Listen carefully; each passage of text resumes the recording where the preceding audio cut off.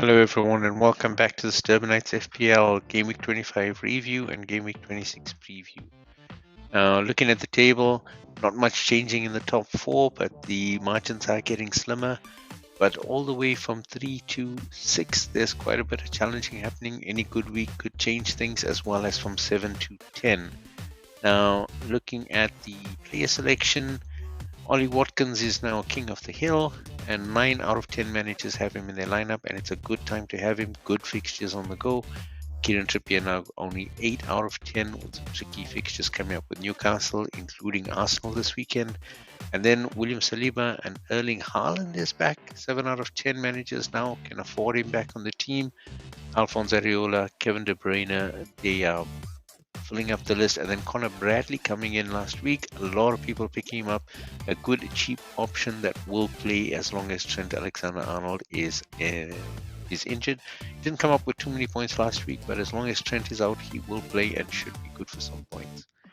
Looking at the differentiators from last week, Rasmus Højlund, 2 out of 10 managers coming up with 13 points last week, but he is out injured this week, so no chance of him playing. Luis Diaz doing well, but Liverpool are not playing this week.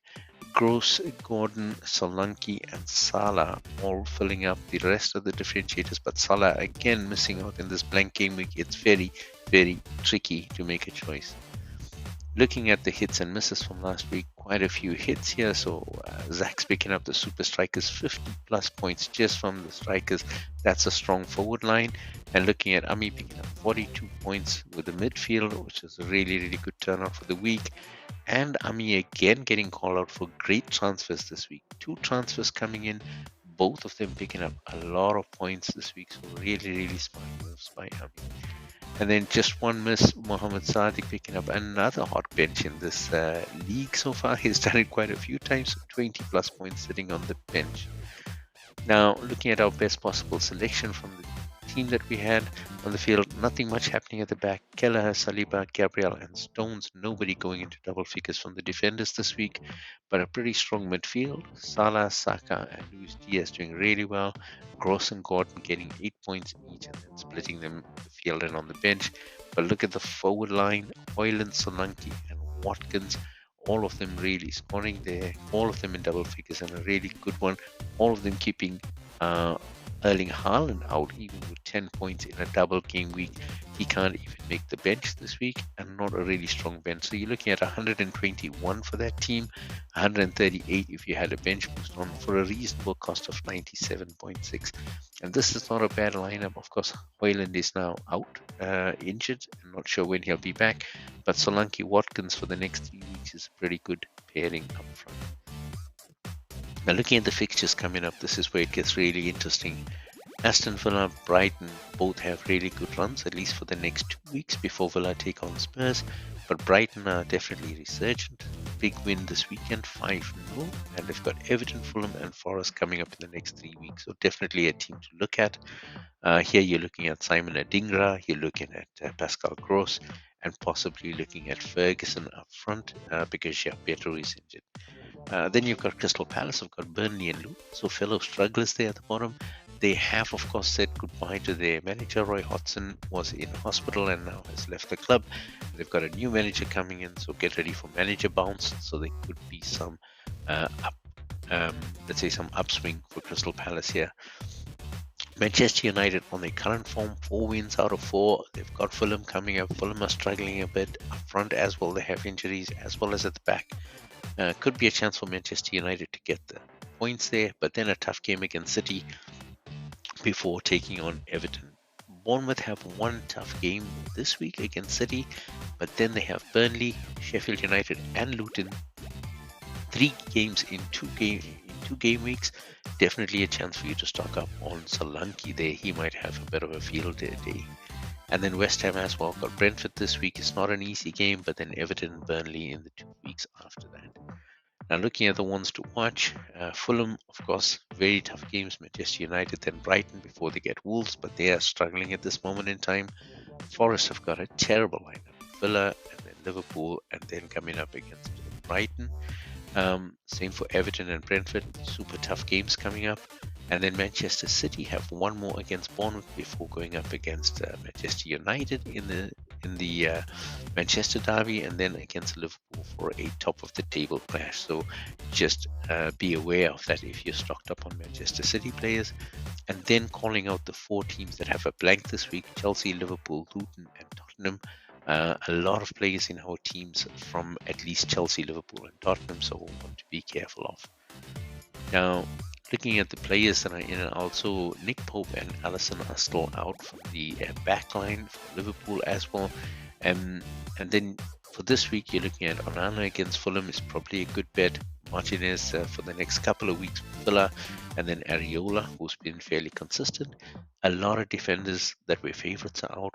Boro, Alexander-Arnold, Silva, Udogi, Zinchenko, Mikalenko, all of them doubtful or out.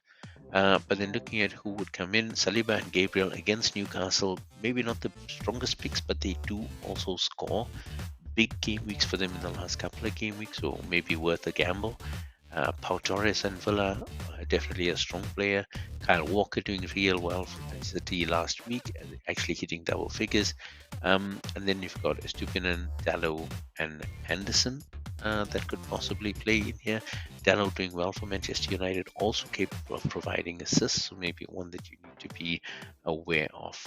And Anderson, Crystal Palace again, with the manager bounce that's expected, with them having some favourable fixtures, not all of them. He might be well worth a look. Remember, he's a goal-scoring defender that did really well in the first half of the season. Then we're looking at the midfield. So again, a lot of injuries in teams. And Buemo, Olise, Eze, Billings, Mitoma is doubtful after having a good game last week, and Diogo Jota picking up a knee injury, and so only playing one of Liverpool's games last week. And of course, Liverpool is on a blank this week, but he's out on a longer term. Now, looking at the picks, again, a few players missing here, so no Spurs players, no Liverpool players, no Chelsea players because of the blank game week.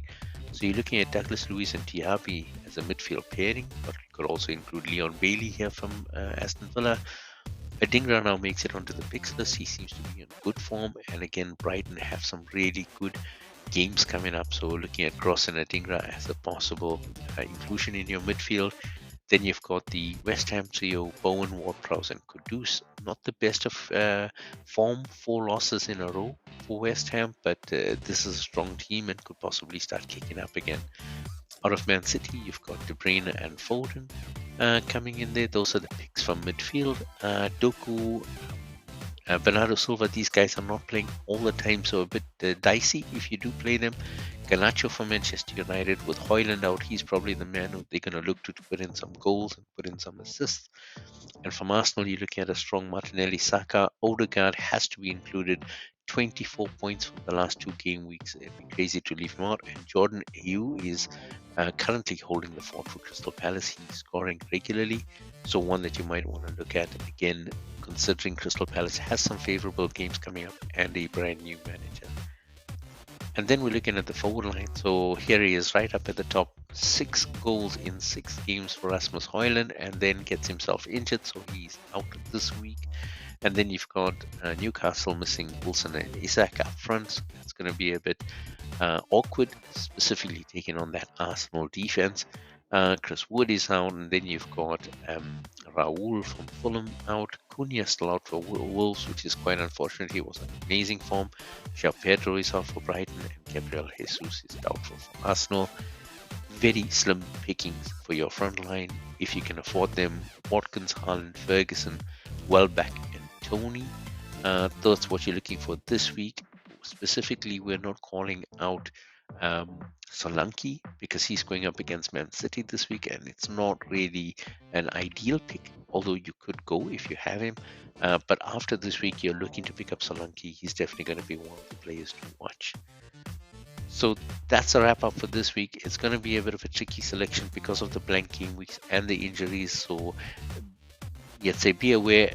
A lot of the pundits are saying maybe it's the time to use a free hit this week. My advice is not if you don't need to, but you really want 11 players that are going to be on the field. And if you're losing maybe 2 players or more that are not playing and no chance of playing, you might want to look at that free hit this week. But we'll catch up next week, see how the scores pan out. Until then, so long for now.